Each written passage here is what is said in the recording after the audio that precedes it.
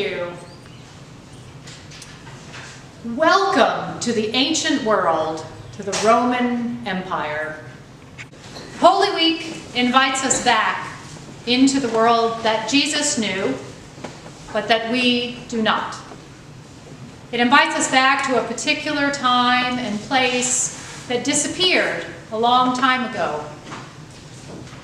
The story of Jesus' last days feels both familiar and strange to our modern church-going ears.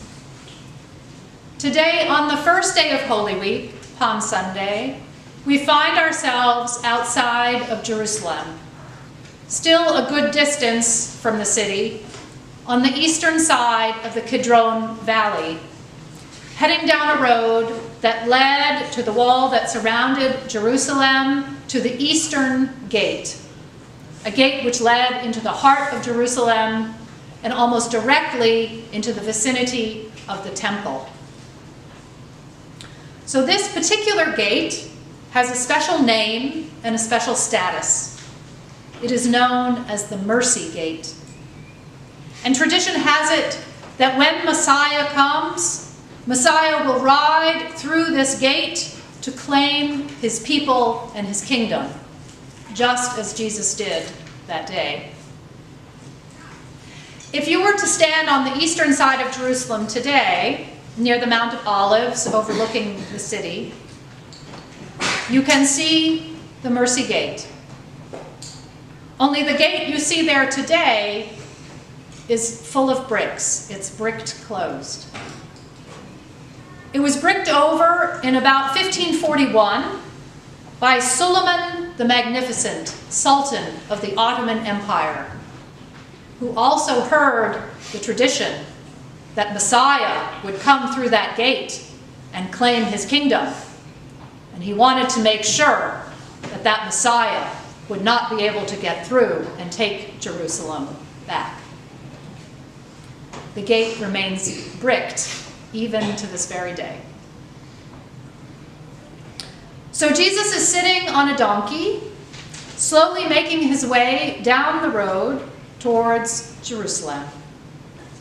And we see him leaving the rural outskirts around Jerusalem and meandering on his donkey down the road, down towards Jerusalem. And then eventually he passes through the Mercy Gate into the very heart of Jerusalem, which for the people of Israel and for every faithful Jew is a journey into the heart, the very center of the universe. This has always been the path, the trajectory that God chooses. Over and over, God slowly and deliberately makes his way from the outskirts and then into the center of human life. He aims his movement toward a specific entry point, a gate directly into the center of our lives, a gate that we might call our heart. And he heads directly through that gate into the place of power, into our hearts and minds, which are the seat of our self-control. And like the Romans who ruled Jerusalem, the ruling powers within us, our ego, our pride, our will to manage and control, these parts of us resist his entry. We prefer to stay in charge ourselves. We are loath to give up our power. We don't necessarily want to change in authority. And so we challenge Jesus. We put him on trial.